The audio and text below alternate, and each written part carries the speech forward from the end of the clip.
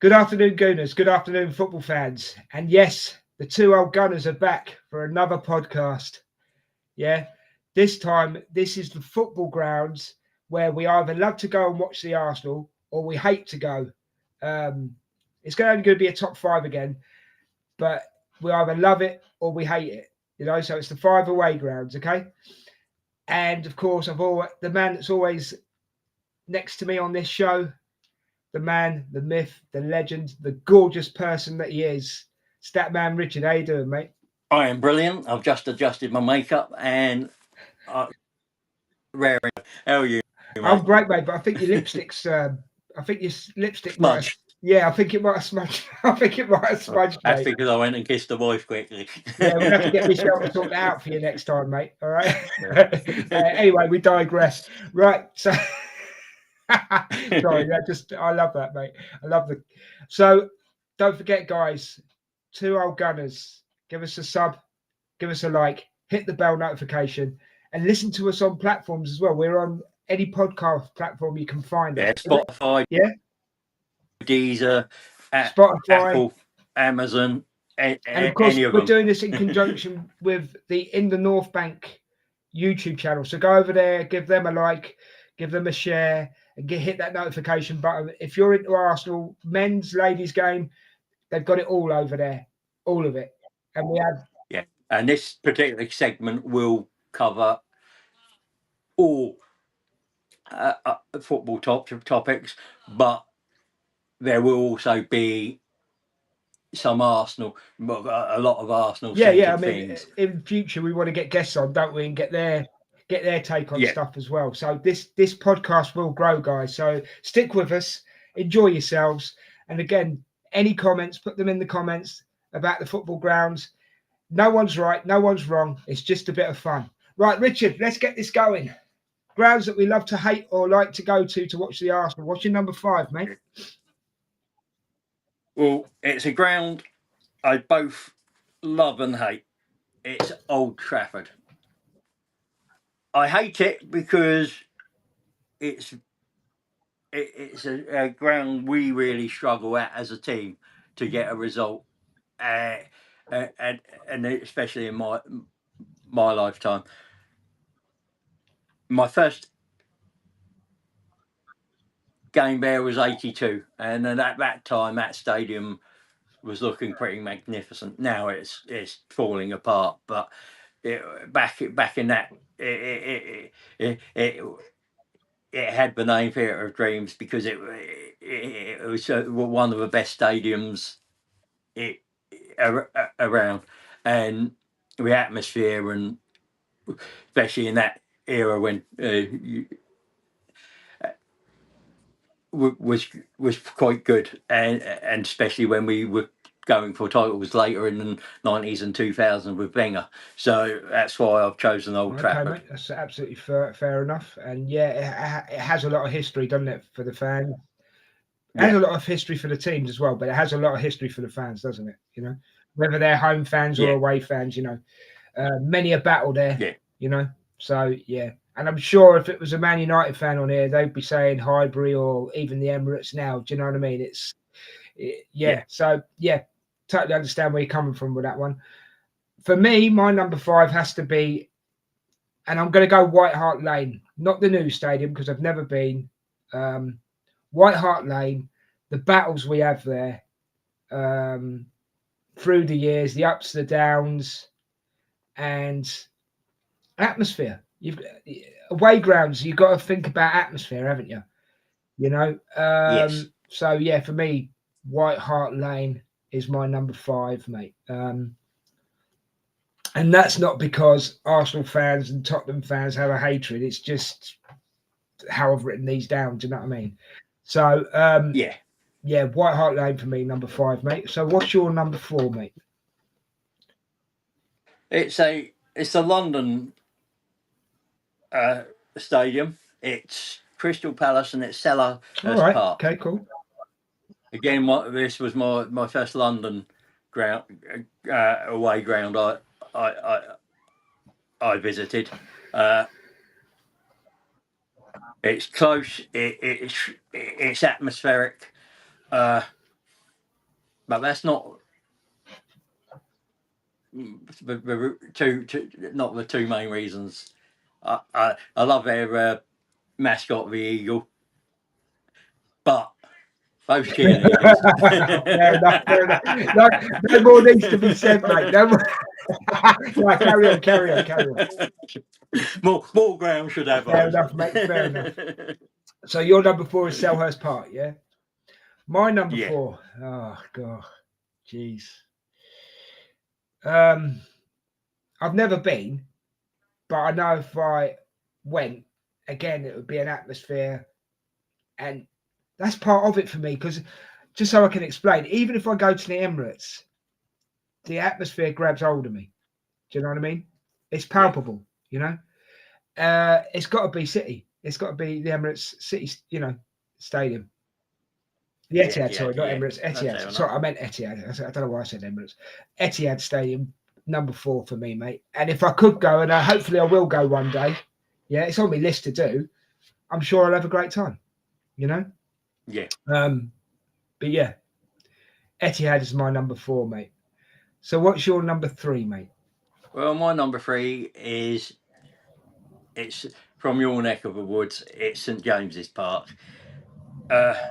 I love and hate this ground. I hate where, and a lot of clubs do this. They put the away section right up in the gods, and oh mate, you have to climb about 4 flights of stairs to get up there, don't you? Yeah, and it makes it really hard for you for the team to hear you over the noise that is generated in it. But that's one of the reasons I love the atmosphere, the passion of the Geordie fans, and especially if you think the Mike Ashley era and the crap they've had to put up with. It's one of my favourite away grounds, just because of the passion and the noise that they can generate in there. Yeah, my number 3 is Stamford Bridge. This is a hate one for me because I hate Chelsea with a passion. But I've only been once. I went with a cousin, and again, all mine are. I've got to be honest. All mine are based on atmosphere. I've got to say. Yeah.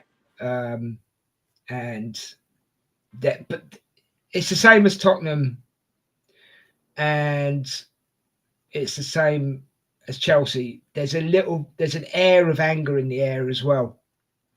You get that feeling. Do you know what I mean? Yeah. There's a tension. That's the best word. There's a tension in the air. Yeah.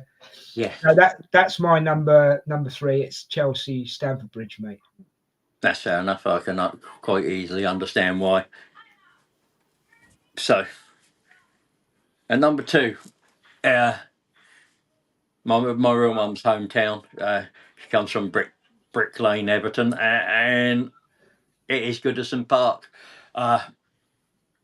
Loved that stadium, and I love these fans. For the better set of fans in Merseyside, I believe, anyway, and always raucous, always good banter. Food's not that bad, to be honest. There, I quite enjoyed the food and drink there. Passionate fans as well, though, aren't they? Everton, yeah, passionate. Yeah. And again,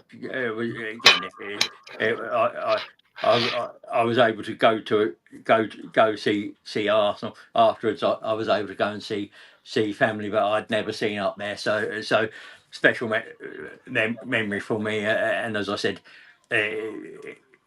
that's why it's in there.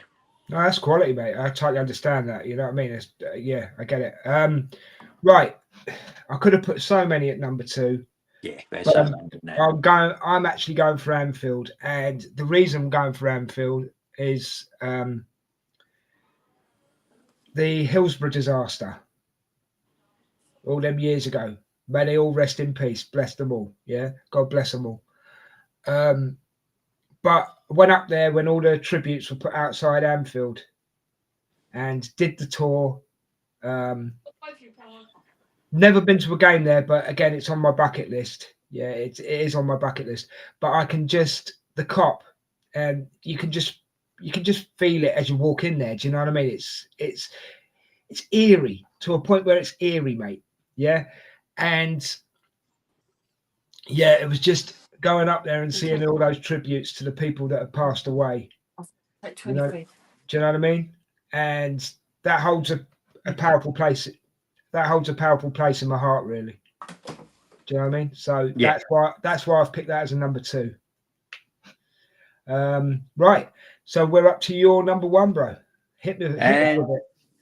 It's for Anfield for different reason. And you know, it's 88, 89. I was in the Cop End because my uncle is a Liverpool fan, and I must have stepped on side, and it's the only way I could get a ticket. Yeah. And seeing that Mickey Thomas goal and wanting to celebrate, but not being able to because he had his hand on me. Knowing what trouble that would cause, but just that atmosphere. There is a very small selection of their fans that can be quite feral, but for the majority of them, brilliant noise, brilliant celebrations, and you cut, yeah, especially when they put out "You'll Never Walk Alone," are quite vocal, but they can also be very quiet, and that until they right when they need to. Especially when they're kicking towards that Cop End and they need the goals to go in, it's almost as if that crowd pulls the ball towards the goal. Yeah. I Sometimes. I totally get you, mate. I totally get you.